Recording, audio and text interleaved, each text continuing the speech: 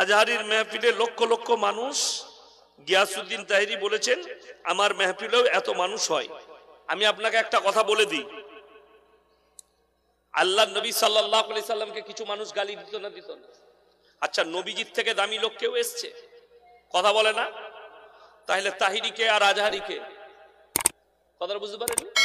তাহিরিকে আর আজহারিকে আপনি কেন এগুলো নিয়ে পড়ে আছেন? আমি এগুলো নিয়ে ভাবি না। আমার মজমায় 10টা লোক থাকলেও আলহামদুলিল্লাহ, আমার মজমায় 1000 লোক থাকবে, একটা লোক নামাজি হবে, আমার নিয়ত এটা। আমার বায়ান করার উদ্দেশ্য, আমি বায়ান করছি একটা যুবক যদি পরিবর্তন হয়, বিশ্বাস করুন আমি একদিন খুব খুশি হয়েছি। একটা ফোন এসেছে, ছেলেটার বাড়ি কোন জেলায় বলবো না, আমাকে ফোন করেছে, হুজুর আপনার বক্তব্য শুনি, থাকি কোথায়? কেরলে। কিন্তু আমি বক্তব্য শুনতে শুনতে আমি একটা পাপে লিপ্ত ছিলাম, আল্লাহ আমাকে উদ্ধার করেছে আপনার বক্তব্য থেকে। আমি আল্লাহর কাছে শুকর আদায় করছি যে একজন হিদায়াত পেয়েছি, এটার বদৌলতে হয়তো আল্লাহ আমাকে জান্নাত দিতে পারে, তাছাড়া অন্য কিছু নয়। ছেলেটা বলছে আমি সমকামিতে লিপ্ত ছিলাম, আমি মুসলিমদের ছেলে, আল্লাহ আমাকে হেফাজত করেছে, আপনার বক্তব্য শুনে আমি ত্যাগ করেছি এবং এখন 5 ওয়াক্ত নামাজ পড়ি। এটা তো আলহামদুলিল্লাহ, এটা তো ভালো জিনিস। একজন অমুসলিম ভাই, আমি নাম করবো না কোন জেলার, সে ফোন করে বলে আমি 5 বছর কলেজ স্টুডেন্ট, বায়ান শুনছি, আল্লাহ আমাকে কবুল করেছে, আমি এখন ইসলাম কবুল করে নিয়ে 5 ওয়াক্ত নামাজিও পড়ছি। জোরে বলুন সুবহানাল্লাহ। তো এটা আল্লাহর কাছে শুকর আদায় করতে হবে। একটা লোক নামাজি হোক, একটা জলসাই, আলহামদুলিল্লাহ। কত লোক হলো এটা মেটার নয়, 1 কোটি লোকও হতে পারে। আচ্ছা আপনারা বলুন, আমেরিকায় ডোনাল্ড ট্রাম্প জিতে না জিতে নাই? তাহলে অতগুলো মানুষ তার দেশের তাকে ভোট দিয়েছে, তাই কি না? ভোট দিয়েছে তবে জিতেছে। এরপর ভেবে দেখুন, তাহলে ওই লোকটা সব থেকে বড় ইমানদার না? ওটা কথা নয়। নবীজি সাল্লাল্লাহু আলাইহি সাল্লাম যখন ইসলাম প্রচার করতে লাগলেন, নবীজি কজন? একা। আস্তে আস্তে আজকে গোটা পৃথিবীতে ইসলাম প্রচার হয়েছে, গোটা পৃথিবীতে 250 কোটি মুসলমান। নবীজি সাল্লাল্লাহু আলাইহি সাল্লাম প্রচার, আজও রাসূলের দুশমন আছে না নাই? নবীজিকে গালি দিচ্ছে না দেয়নি? যে লোকটা সবারই কাছে ভালো হবে ওই লোকটা ভালো লোক নয়, মাথায় রাখবেন। কিছু লোকের কাছে খারাপ হতে হবে। আমি কি আপনাদের সকলের কাছে ভালো না কারো কাছে খারাপ আছে? আছে। এইখানেই কিছু লোক আছে আমাকে গালি দিবে পেছনে, এটাতে কোনো সন্দেহ নাই, আর এটা তার দোষও নাই। এইটাই হচ্ছে দুনিয়া, এইটাই দুনিয়া। ওই জন্য এগুলো নিয়ে ইসরায়েল হেরে গিয়ে শান্তি চুক্তি করলো ফিলিস্তিনের সাথে, এ নিয়ে কিছু বলুন। আপনাকে কে বললো যে যুদ্ধ বন্ধ হয়ে গেছে? চুক্তি হয়েছে, বন্ধ হয়নি, হামলা চলছে। আর এই চিঙ্গারিটা কিয়ামতের চিঙ্গারি, মাথায় রাখবে। গোটা পৃথিবী আর লেপেটে আসবে, খুব তাড়াতাড়ি ইরান যুদ্ধে জড়াবে এবং এই চিঙ্গারি গোটা পৃথিবীতে ছড়াবে, গোটা পৃথিবীতে বিনাশ যুদ্ধ হবে, ৩য় বিশ্বযুদ্ধ যেটা হবে। বৈজ্ঞানিকরা বলছে, বিশেষজ্ঞরা, যে যখন যুদ্ধ হবে গড়ে ৭০ লাখ মানুষ মারা যাবে, পরমাণু যুদ্ধ। ইরান বলছে আমি পরমাণু তৈরি করে ফেলেছি, তার শক্তি, পরমাণু শক্তি চলে এলে গোটা মিডল ইস্টে হাড়কাম মচে গেছে। ইরান যুদ্ধ পরমাণু তৈরি করে নিয়েছে, যুদ্ধ যে কোনোদিন হতে পারে। আর যুদ্ধ বিরাম হয়নি, ৭০ লাখ মানুষ মারা গেছে ফিলিস্তিন আর গাজায়। এখনো ওইটা, এটা পৃথিবীর মানুষকে একটা দেখাওয়া, অন্য কিছু নয়। আজ ট্রাম্পের শপথ গ্রহণ, মোদি কেন আমন্ত্রণ পাইনি এবং ট্রাম্পকে আমাকেও আমন্ত্রণ করেনি, তা আমি কি করব ভাই? এটা দেশের আভ্যন্তরিক ব্যাপার, কেন দাওয়াত দেয়নি সেটা তাদের ব্যক্তিগত ব্যাপার। তো আমি লাস্টে আপনাদের কাছে একটা কথা বলবো, সবাই আজ থেকে কোরআনকে মহব্বত করবেন। জোরে বলুন ইনশাআল্লাহ, হাত তুলে বলুন ইনশাআল্লাহ। দেখুন, আপনারা অনেক টাকা দান করেছেন, দিয়েছেন, এই মাদ্রাসা আপনাদের, ইজ্জত আপনাদের। আপনাদেরকে একটা কথা বলি, 3টে লোক যদি মানুষের কাছে হাত পাতে, জীবনে তোমরা হাত ফিরিও না, কেউ ফিরাবো না। জোরে বলুন ইনশাআল্লাহ, জোরে বলুন ইনশাআল্লাহ। নাম্বার 1, ওয়া আতিদাল কুরবা, তোমার কাছের গরীব। নাম্বার 2, ওয়াল ইয়াতামা ওয়াল মাসাকিন। নাম্বার 3, ওয়াবনাস সাবিল ওয়ালা তুবাদ্দি তাবদীর। আর মুসাফির যদি হাত পাতে, আজকে নাম্বার 2, জানাজার নামাজ হয় না হয় না? কেউ যদি জানাজার নামাজ ছেড়ে দেয়, ছাড়া যায়, গুনাহ আছে? গুনাহ নাই। কিন্তু কোন ব্যক্তি উজু করে দাঁড়িয়ে যদি দাঁড়িয়ে দাঁড়িয়ে ফরজ নামাজ ছাড়ে, গুনাহ আছে না না? আমাদের দেশে জানাজার নামাজ হয়, ইমাম সাহেব বললে ভাই জোহরের নামাজের পরে জানাজা হবে, সব লোক যারা মুসল্লি তারা 5 ওয়াক্তের নামাজ পড়ছে, আর কিছু হারাম করাছে উজু করে দাঁড়িয়েছে, ও শুধু পড়বে, জানাজা পড়বে। এরকম লোক আছে না না? গাদা। তার এতটুকু রহম হয় না যে আজকে যখন জানাজাতে এসছি তো কমপক্ষে আজকে মাথাটা ঠুকেলি, আল্লাহ কবুল করলে আমি 5 ওয়াক্তের নামাজি হব, সব শিখে যাব, এইটুকু দয়া তার মধ্যে হয় না। এর থেকে দুঃখ আর কি হতে পারে? এর থেকে বেদনা আর কি হতে পারে? হে আমার ভাই, হে আমার মা বোন, ওই জন্যই তো আপনার আমার নামাজ কি পাইকিরি, রোজা পাইকিরি, মাদের নামাজ পাইকিরি, লোকে যেন পাড়ার লোক যেন নামাজি বলে, আপনি ভাবছেন আমাকে যেন নামাজি ভাবে। অনেকজন বলে, কালকে নদিয়াতেই ছিলাম, ধুবুলিয়ার কাছে, তো আমার আগে একজন বক্তা ছিল, কলকাতা থেকে এসেছিলেন, তো তিনি বলছেন মসজিদের দরজা থেকে জুতো চুরি হয়। আমি বললাম চেপে, মুসল্লিরা নামাজি কোনদিন চোর হয় না, চোর নামাজি সেজে যায়। ঠিক কিনা কথা বলে? যারা প্রকৃত নামাজি হবে তারা চোর হবে? চোর হবে না, চোর নামাজি সাজে, চোর নামাজি সেজে যায়। এইটাই হচ্ছে আমাদের বুঝার ভুল। আপনি নামাজ পড়তে গেছেন আল্লাহকে রাজি করার জন্য নয়, জুতো চুরি করার লেগে, তাহলে পার্থক্য আছে। ওই নামাজ আর একটা আল্লাহকে, যেমন আমাদের দেশে কেউ যদি বিনা পয়সায় ইমাম পায় আর পয়সা দিয়ে রাখবেন, ঠিক বললাম না ভুল বললাম? বিটির বিয়ে দিলে এরা 5 বার পরীক্ষা করবে, ছেলে পাঠিয়ে লোক পাঠিয়ে, ছেলেটা কেমন, ছেলেটার পরিবার কেমন, ইনকাম কেমন, আপনি 5 বার পরীক্ষা করবেন। আর মসজিদে একটা মুয়াজ্জিন রাখবে, বলছে পেটে ভাতে রাখ। গ্রামের চাচা কোনো কাজ করতে পারে না, বলে কি করবি? বলে কোনো কাজ যখন চাচা করতে পারে না, চাচা গো তুমি তো 5 ওয়াক্তের নামাজ পড়ছো, তো তুমি এক কাজ করো, তুমি 5 টাইম আজান দিবে, 3 টাইম খাবে, সকালে নাস্তা, দুপুরে ভাত, রাতে ভাত। চাচা দেখলে নাই মামার থেকে কানা মামা অনেক ভালো, এইটাই ঠিক আছে, আমার চাকরি তো এমনি কোথাও করতে পারবো না, মসজিদে একটু ঝাড়ু লাগাবো আর 5 টাইম আজান দেবো। আর সেই চাচা যখন আজান দিচ্ছে গায়ে আর ফেরেশতা থাকে না, কেন? ওটা বিনা পয়সার মাল তো।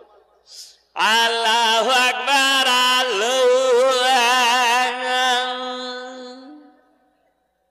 যা বুঝে কর, আগুন লাগিয়ে দিলে আজান দিয়ে।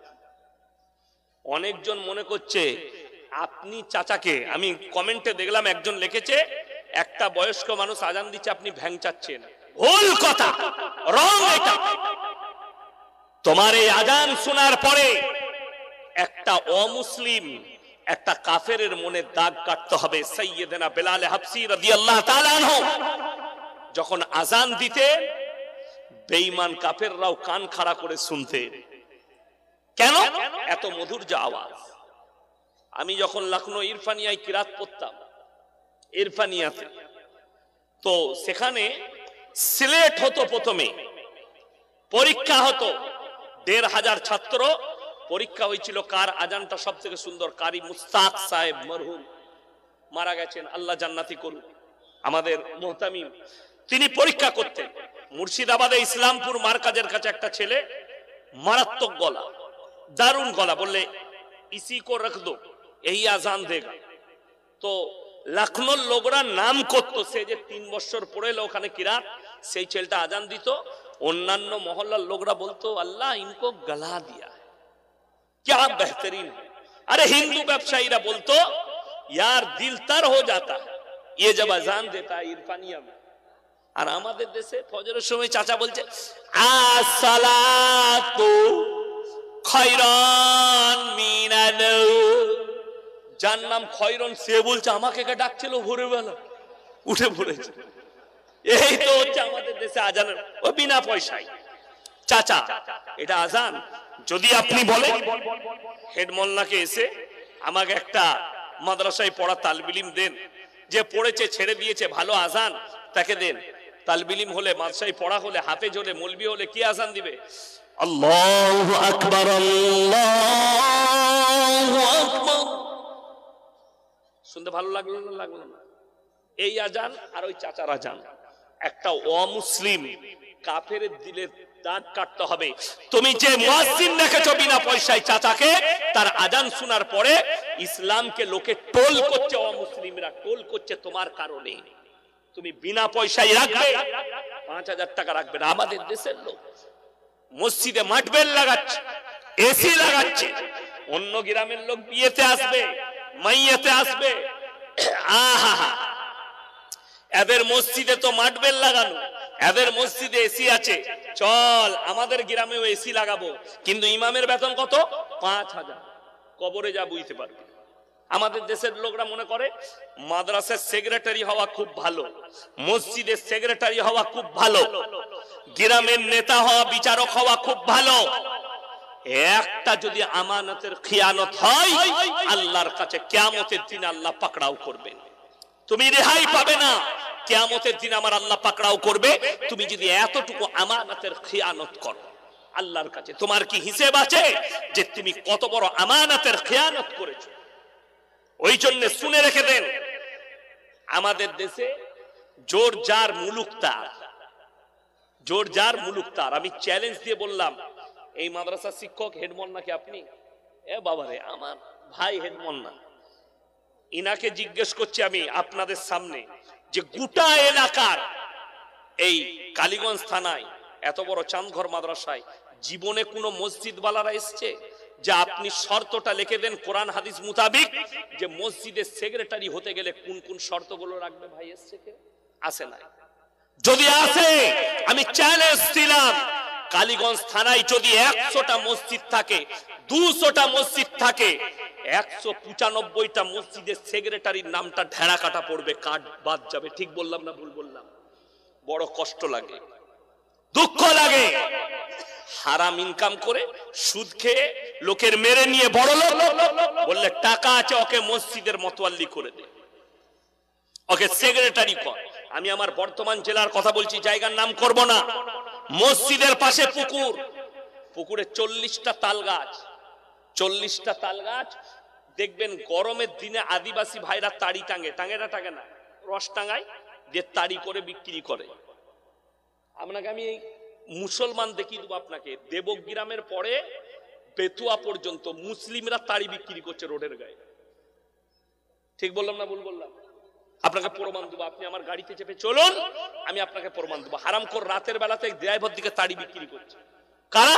মুসলিম লোকরা। এ মসজিদের মতোয়াল্লি বলে, ভাই তোরা তাড়ি টাঙবি? বলে হ্যাঁ মুনিব, তাড়ি টাঙবো। একটা গাছে 3000 করে টাকা লাগবে। বলে দেবো। 3 কত? 1,20,000। একটা সিজন রস টাঙবে, ও খালি রস টাঙে বেচবে। সেই মদ বেচা টাকা মসজিদে লাগাচ্ছে। আবার এই কন্ট্যাক্ট করেছে 3000 করে যা দিবি প্রত্যেকদিন আমাকে 1 হাড়ি দিবি, মানে উমালু খাই। কে? মসজিদের সেক্রেটারি। এটা আমি বানানো গল্প বলি না, সত্য বলছি। আমাদের পশ্চিম বাংলায়, আমি নদিয়া ডিস্ট্রিক্টে এমন একটা নদিয়ালয়, ওইটা হচ্ছে দক্ষিণ দিনাজপুর বালুরঘাটের কাছে। আমি 1 সপ্তাহ আগে একটা গ্রামে গিয়েছিলাম। ইমাম সাহেবকে জিজ্ঞেস করলাম, ভাই কত বেতন দিচ্ছে নাস্তা করার সময়? বলছে হুজুর 6,500। আমি বললাম ভালোই দিচ্ছে। বলে না, বছরে 6,500। আমি বললাম বছরে কি বে? বলে হ্যাঁ। তার মানে? বলছে হুজুর খালি আমি জুম্মা গুলো পড়াই। আমরা বাকি? বলে বাকি আজান হয় না, নামাজও কেউ পড়ে না। আমরা ঠিকই আছে। ওই তো আমাদের দেশের 3টে কোয়ালিটির নামাজি, 5 ওয়াক্তের, জুম্মার আর ঈদ আর বকরা ঈদের। ঈদের দিনে লাপাই কারা বেশি? ওই বেনামাজি যারা জীবনে নামাজ পড়ে, ওই মালগুলো বেশি ঈদগাহে লাপায়। ঠিক বললাম না ভুল বললাম? ওই মালগুলোই লাপায়। আমি যেখানে ঈদের নামাজ পড়াই, 15-20টা গ্রাম পড়ে বর্ধমানে, তো একজন এসে বলছে, হুজুর কি হলো বে, নিয়তটা একটু বলে দিন। আমি বললাম দরুদ শরীফ জানিস? আত্তাহিয়াতু, দোয়া মাসুরা না, কিছুই জানি না। আমরা তুই খালি মাথাটা ঠুক ভিতর হয়ে যাবে। তোকে আর কিচ্ছু করা লাগবে না। কেন? এমন তো আর জোহর থেকে নাই, তুই শুধু এইখানে এইছিস। বড় কষ্টের বিষয়, আপনি ভেবেছেন কিছু মানুষ খালি ঈদ বকরা ঈদ পড়বো, জান্নাত আমার রেডি। কিছু মানুষ মনে করেছে আমি খালি জুম্মা পড়বো, আমি নামাজি। আর কিছু মানুষ মনে করেছে আমরা তো 5 ওয়াক্তের নামাজ পড়ি, আমাদের জন্য পাপ ছাড় আছে। প্রশ্নগুলো কই দেন, শেষেরটা আগে দেবো।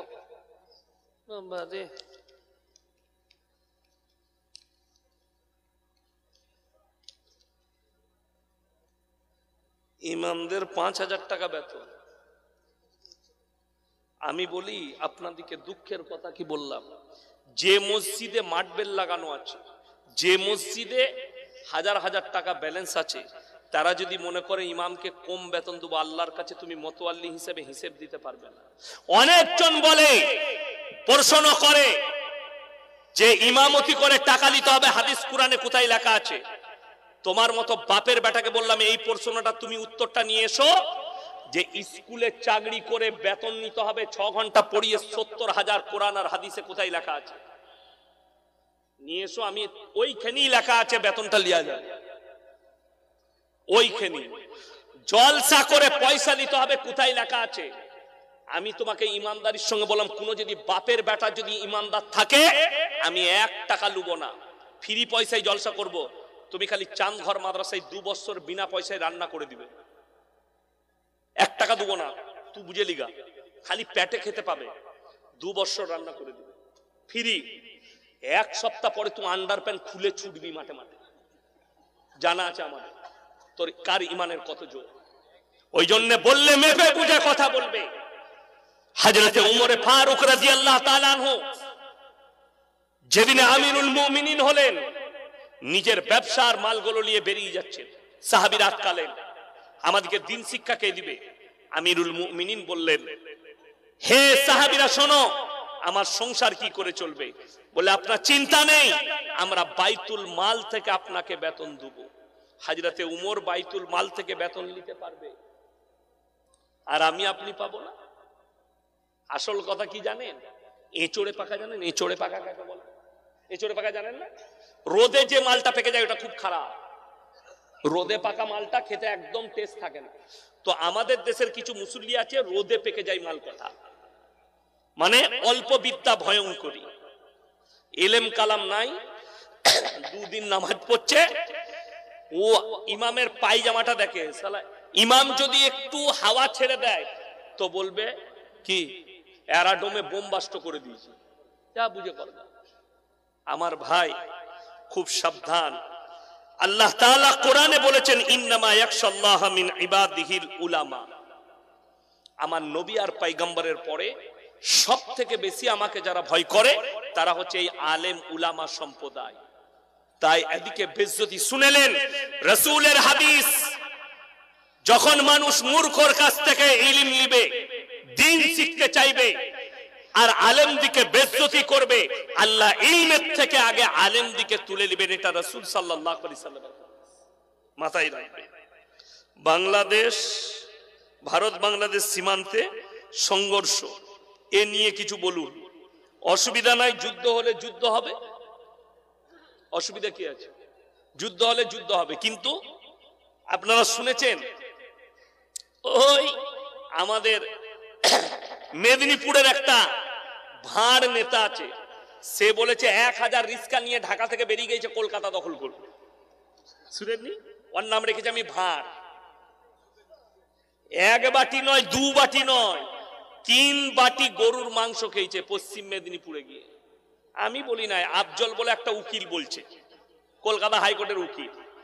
তো কার বাড়িতে গেছে তার নামও করে দিলে, কি বলেন? সাহাবুদ্দিনের বাড়িতে পশ্চিম মেদিনীপুরে, আমি চিনি না, কি বলেন? যাই পশ্চিম মেদিনীপুরে প্রচুর জলসা করি, এই 1 সপ্তাহ আগে মেদিনীপুর টাউনে করে এলাম। তো এ বলছে 1000 রিস্কা নিয়ে বেরিয়ে পড়েছে। আচ্ছা, আমরা যদি বলি কলকাতা থেকে আমরা 1 কোটি সাইকেল নিয়ে বেরিয়ে পড়েছি ঢাকাটা দখল করব, আমাদেরকে পাগল বলবে না? বলবে না? পাগল বলবে লোকে। তো এটাও একটা পাগল আসতো। আরজিকর কাণ্ডে সঞ্জয় রায়কে ফাঁসির বদলে অমৃত কারাদণ্ড দিয়েছে। ইসলামী শাসন হলে মুন্ডুচ্ছেদ করতে হতো সমাজের বুকে নিয়ে এসে। কেউ যদি পরকিয়া করে আর ধরা পড়ে যায়, ছেলে মেয়ে তারা যদি বিবাহিত হয়, তাদেরকে জনসমক্ষে নিয়ে এসে মুন্ডুচ্ছেদ করে দাও, এটা ইসলামী আইন। কিন্তু এটা ভারতবর্ষ সরকার যা আইন করেছে সেই আইন পাশ করিয়েছে। কিন্তু ইসলামী শাসন হলে, ইসলামী রাষ্ট্র হলে এই আইন আছে, হাত চুরি করলে হাত কেটে দাও।